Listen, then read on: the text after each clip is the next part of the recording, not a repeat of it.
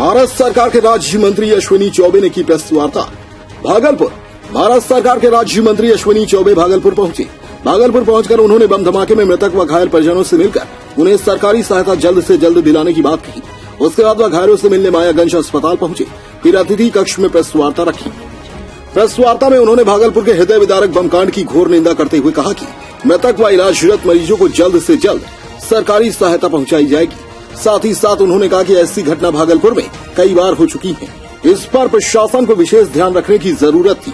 प्रशासन की नाकामी सीधे सीधे दिख रही है, जबकि कुछ ही दूरी पर कोतवाली थाना और ततारपुर थाना है।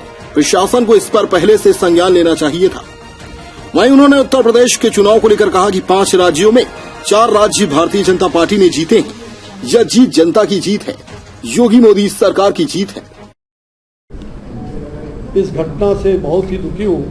हृदय विदारक और अत्यंत ही दुखद घटना घटी है, जिसमें काफ़ी लोगों की मौत हुई और उसमें सबसे बड़ी बात है कि निर्दोष लोगों की भी मौत।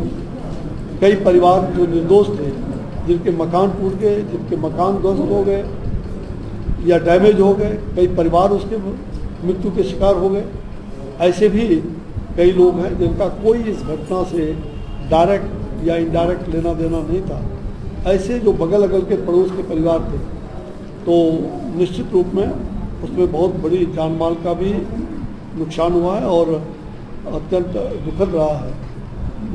हमने डीएम को, एसपी को और सीनियर एसपी और उनसे बुला करके काफ़ी बातचीत किया है जिला प्रशासन के साथ। और मुझे लग रहा है कि जो तुरंत उनको उनके परिवार, पीड़ित परिवार के लोगों को भी यहाँ बुलाया था, उनके साथ बातचीत कराया है और उनको तुरंत जो राहत मिलना चाहिए, उनके दुकान वगैरह एक दो जो है जो डैमेज नहीं है उसको खोल दिया जाए।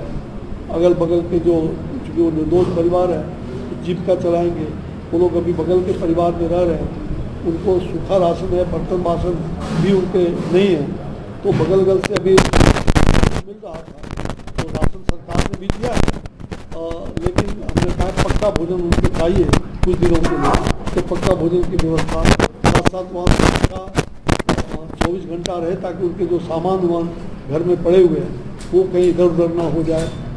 और जो डैमेज पोर्शन है उसमें हमने कहा है कि एक्जीक्यूटिव इंजीनियर को भेज करके उसको ठीक कर दिया जाए, रिपेयरिंग करके, जहाँ रिपेयरिंग होने लायक है, जिन निर्दोष परिवारों का उनको रिपेयरिंग कर दिया जाए और उनको घर में रहने का क्या हो सकता है उस पर विचार विमर्श चल रहा है। और जहाँ मुआवजा की बात है, जो निर्दोष परिवार हैं जिनके जान माल की नुकसान हुआ है, जो मकान ध्वस्त हुए हैं, उसके लिए हमने अभी चीफ सेक्रेटरी से भी बातचीत किया है, डीएम और जिला प्रशासन भी उसमें बातचीत हुई है। तो मुझे लगता है इस पर सीएस इसको आपदा कोड में कैसे किया जा सकता है, क्योंकि ये आपदा से भिन्न है थोड़ा। कोई जैसे बाढ़ में मर गया, एक्सीडेंटल डेथ हो गया, उसको तुरंत मुआवजा देते हैं, ऐसा डीएम ने तो बताया। तो अब उस पर चीफ सेक्रेटरी से बात हुई है, वो लोग विचार विमर्श करके जो उचित निर्णय होगा ताकि पीड़ित परिवारों को और जो निर्दोष परिवार है और जिनके जान माल की नुकसान बड़ी व्यापक हुई है